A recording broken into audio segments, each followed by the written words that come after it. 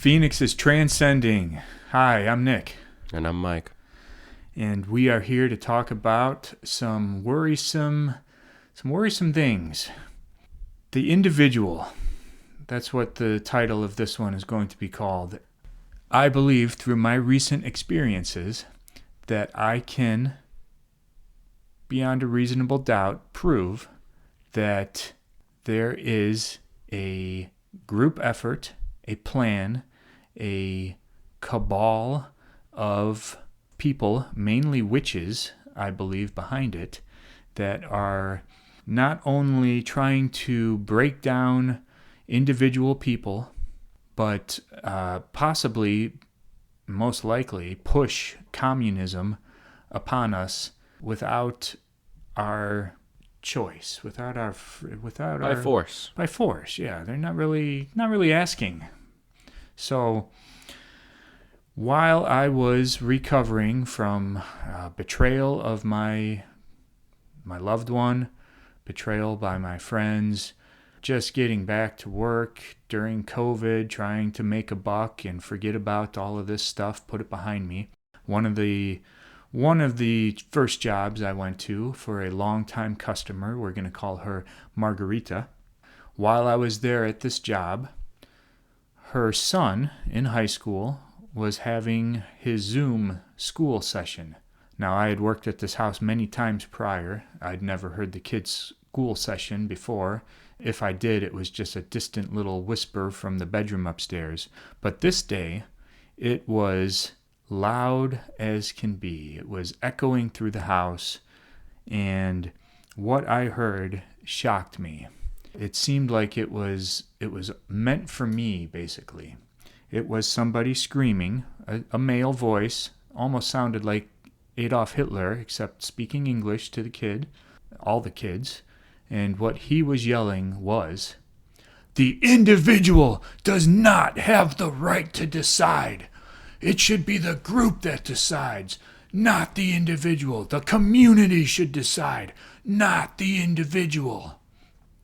It seemed very bizarre. I didn't know how to take it. I called over somebody that was working with me at the time to listen, and he thought it sounded quite odd himself, but since he hadn't gone through what I had, I think he really just kind of brushed it off as, we don't really know what the context is.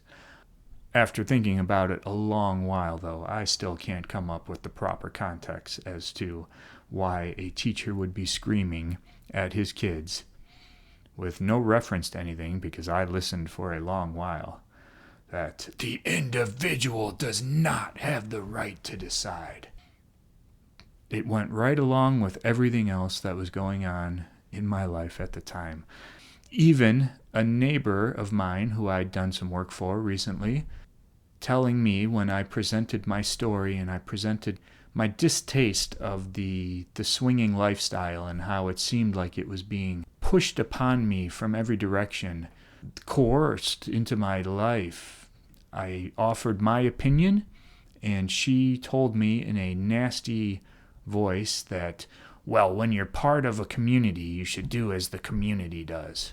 And that was that. I kind of understood her side of the opinion from that point on. But let's see, what was going on in my life at the time? Well, Kelly, my ex-girlfriend, was trying to groom me, to train me, to condition, coerce, tempt, and trick me. Not only to go against my own morals and values, but she was trying to get me to hand over my individual identity and allow herself full control inside and outside of the relationship. She was an expert at manipulation, and I was one of her targets to emasculate and cuckold. I feel that if she did succeed, she would be empowered by me. I truly believe that through witchcraft, if I succumbed to her deception, I would have been possessed by something.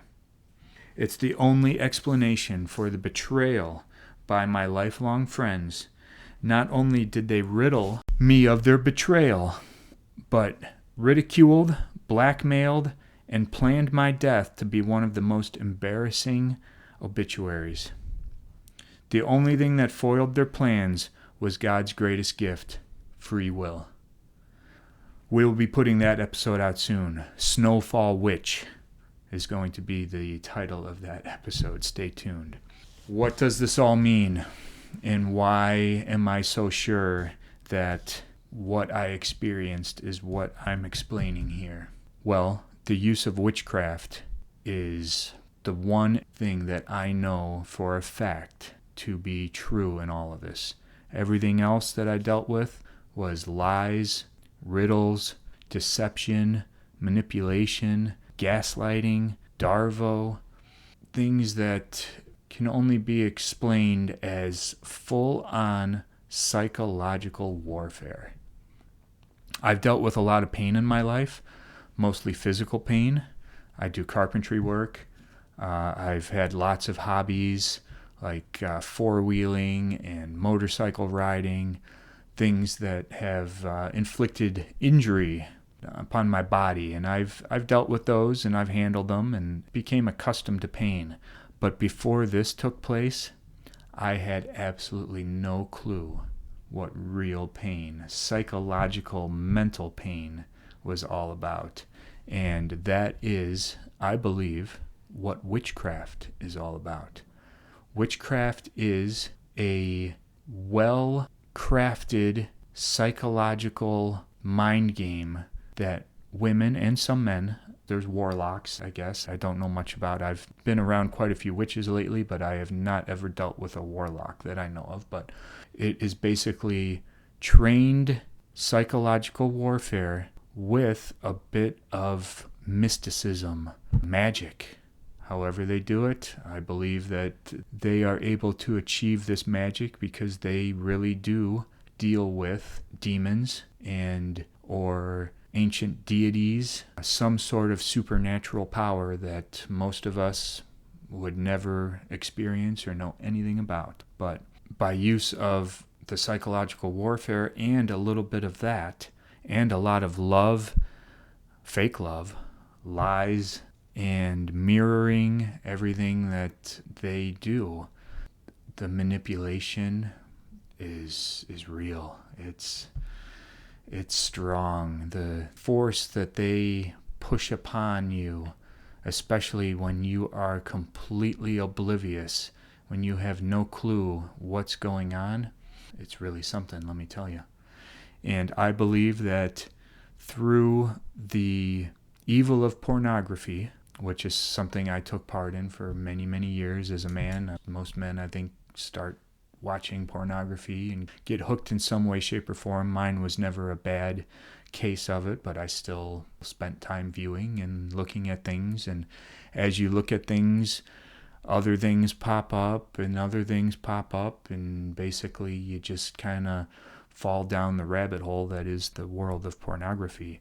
And one of the things that's pushed really, really hard, especially lately, especially the last few years, 5 years, I don't know how long, is the whole cuckold type lifestyle where the woman has full control of the relationship. She can sleep with anyone she wants to outside of the relationship, inside the bedroom. And in talking about it earlier, I came to the conclusion that a lot of it really has the same premise as communism. Communism, the whole line behind it that I've heard many times is, you will own nothing and you will like it. And what does being a cuckold give you? Basically, it is the full-on emasculation of men, the empowerment of women to a level that is uncanny. Even a mob boss doesn't flaunt his mistresses in front of his wife. That's taking the empowerment of this to a level that is, it's just blatantly obvious that the empowerment of women through this act is something along the lines of witchcraft. Not only will you be emasculated, tortured by watching your woman be touched and satisfied by somebody else, but you will like it. That's the whole idea behind it. And you will do as I tell you, and if you're lucky, I'll keep you around, and you'll still be my beta man, my little weakling that I wear the pants in the relationship with. If you call it that. If you call it that, yeah. So there's something behind this. I know this is done in the reverse way to women also. I think it's called a cuck queen at that point.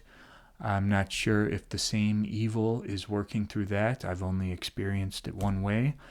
But there is no question in my mind that what I experienced was a full-on planned manipulation. My ex was trained in her psychological warfare. This was something that's been done many, many times before to many, many men, I'm sure. And some men probably easily fall victim to it because, hey, you know what? I had watched some of this porn before too. It's something that pops up, and there's something wrong about it. And sometimes in pornography, the factor of it being wrong is what makes you want to watch it, and that's something scary to think about. And because I feel that I had viewed this, and this was something that she most certainly knew I had viewed, it was almost as if I was slowly being conditioned throughout the last, probably even before she came into my life. I feel I was being conditioned towards accepting this lifestyle. I've been a sheep being herded in the right direction, and then when they felt that it was time, when they felt that I was ready, I'd be willing to take part in it. When they thought that it was, the trap had been set good enough and there's no way he's going to say no, then the plan was set forth upon me. And it was crazy. I resisted. I told her I didn't want any part of it. She tempted me in other ways. Never, let me remind you of this, and I've talked about this in other episodes. Never was anything actually talked about with real words. That's the key to this. It was all through riddles, innuendos, and just the planting of seeds in my mind. And when I'd question her, did I hear you properly? Did you just say this? Oh no, I didn't say that. That's not something I want. Is that something you want? And it just kept going on and on from there. Just a well-planned, well-thought-out, what do we call it? I mean, it's a master plan. It is a master plan, I believe, by these witches, a cabal of witches, to empower women. Because the only way you can empower women is to take power away from men. That's not equal rights. I have a daughter. I love my daughter. I want her to have every possible opportunity and be able to do whatever she wants in this world. And she will, because she was raised right. She's tough as a boot and smart. But the idea of empowering her by taking away the power that other people have, other men, to redistribute the balance in society, that's not right. That's sick. And we're not going to stand for it. I'm not going to stand for it. Remember, be an individual, not part of a group, not part of a tribe. Be an individual. Courage is contagious. The resistance has started. Please get in touch with us. If you have questions, if you have comments, if you've heard anything similar to what we're talking about, I want to hear from you. Transcend your suffering. Become a phoenix.